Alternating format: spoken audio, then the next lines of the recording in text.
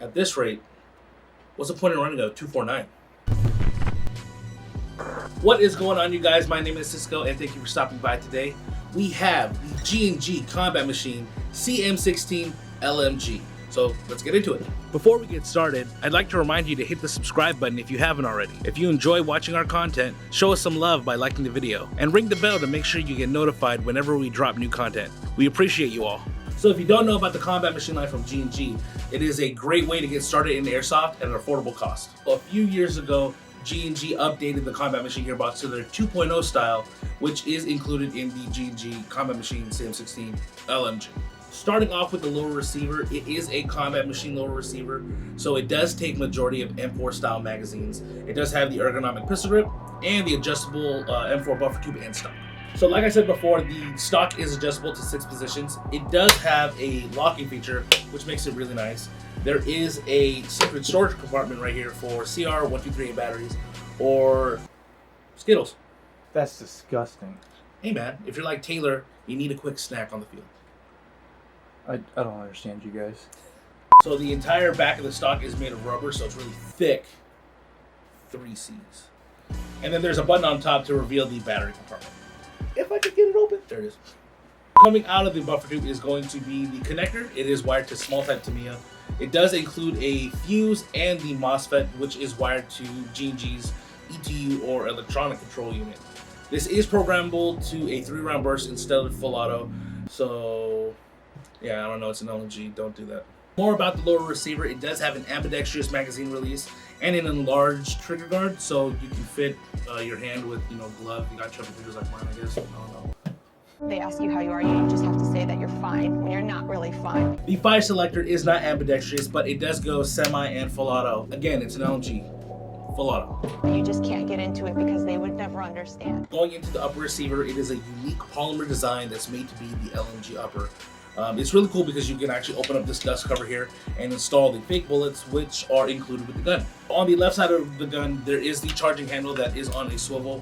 When you pull it back, it does open up the dust cover, which reveals the rotary style hop unit. I actually really like the fact that this swivels because when you're running it, it doesn't catch on any gear that you're wearing. As far as rail space goes, there is a rail on top of the dust cover here, as well as on top and the bottom of the handguard, as well as M-LOK sections on the handguard for you to mount any M-LOK accessories. So it does have a fixed rear sight and a flip-up front sight.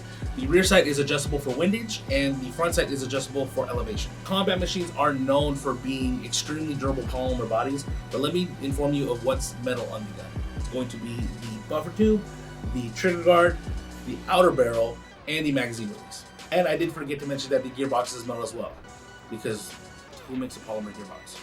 Out of the box, besides the manual, you will be getting a cleaning and jamming rod, the fake bullets like I mentioned before, the grip pod, and the 2500 round drum magazine. So the drum mag is battery powered and auto loading, but we didn't have batteries at the time of filming, so I used M4 magazines. It does take 2 CR1238 batteries, so keep that in mind. Going into the drum magazine itself, it does include this multicam sleeve, which actually looks really nice. The BBs are actually loaded from this top lever right here. All you have to do is pop it open, and then when you're done, put it back into place. And the batteries are stored on this side cover here. Open it through the Velcro, and then open up the tab right here to reveal that battery compartment. This is an auto winding drum magazine, and the button is actually located right here. So when you insert it into the gun, it's automatically going to start loading. I actually really like the design of this drum magazine. It's really cool, and the fact that it's auto loading without having to press a button or flick a switch is really convenient. During our chrono results, the gun was shooting about 380 to 390 feet per second at about 17 BBs a second with an 11.1 volt light. The G&G Combat Machine CM16 LMG is available in both black and tan and retails for $396 at airsofti.com. All right, so right now we're going to talk about this gun and if the price is worth it. Boaz, come here. No. Come here. Yeah. All right, what do you want? Do you think this gun is worth it for the price? To be honest, I'd say Probably not for me. Yeah, I think coming from a perspective where I myself run an LMG when I play Milsim, I run a classic Army Stoner LMG. Okay. No reason why I got it actually is because how lightweight it is compared to other bigger LMGs. A lot of times in Milsim, the golden standard right now, when you're going for like a NATO style kit, is the M240 Bravo, right? Yep. And so, you know, a lot of times it comes with full metal construction and it's a beefy gun. Sometimes I've seen people run M60s, I've seen people run even M240 Bravos, which are like really big machine guns. I think you said the 240 Bravo was starting off, but I think you meant the 249, right? No, the 249, yeah. 249 Bravo, that's the golden standard. Yep. And then the 240 Bravo Yeah. is Beefy. beefy, big gun, yeah. That's 4 C's thick. Even my Stoner, it probably goes up to almost 10 pounds running it. And 10 pounds for an LMG is light. Yeah. But this gun, it's almost like It's about 7 pounds. Yeah, it weighs like a small, regular, full metal M4. Yeah. Like, it's super light, and you could easily run around with this on the field. So, I don't know, like, I've owned combat machines in the past, and the polymer is very durable, but, yeah, I mean, for $400, I mean, I guess the competitor is, like it looks a lot like the Crytek LMG. Yep, definitely. That's like a $500 gun. It's a full metal construction as well. Yeah, I'm kind of on the fence about this one too. I own a lot of G&G combat machines, and the polymer I can attest to is very durable. I'm a beefy dude. I've taken falls on them, and they've survived, which is very impressive. Like you, I do like the Stoner because of how light it is and it being an LMG. But I don't know, this is a little bit of a game changer. And the fact that it's a version 2 gearbox, you can upgrade the hell out of it. It does have G&G's ECU, but if you want to put a standard trigger in there, or even a MOSFET trigger like the Gate Titan, you can easily upgrade that. And we all know how configurable the version 2 gearbox is. You can put a DSG in here, get it shooting super crazy, and then parts are just readily available for it. I actually like how you can program the trigger on this gun. Really? Yeah, because, see, I think the problem a lot is I burn through a lot of ammo. Okay. Just doing like suppressive fire and stuff like that. But I think a 3-round burst will allow you to have more controlled fire. Okay. I think so. It forces you to conserve ammo, especially like events like Milsim West and stuff where you can't bring your own ammo. It's issued to you. Yeah. Like there's a lot of times where I was actually just stuck, just sitting around because I ran out of BBs and I had to wait for supply to give me more BBs. And I think I would have lasted a lot longer on the field if I had a more controlled burst fire mechanism like the 3-round burst. Okay. I think it's actually really good. At the end, I mean, if this is gonna be reliable, like if I can put tens of thousands of rounds through this and not have it cause any issues for me, like if it's able just to tank on through, I think, yeah, because it's so new, like we haven't really tested it really. Yeah, exactly. But if it does withstand the test of time, and if I'm able to just abuse it, this thing is not going to fail at all on the field, then I think it's worth it.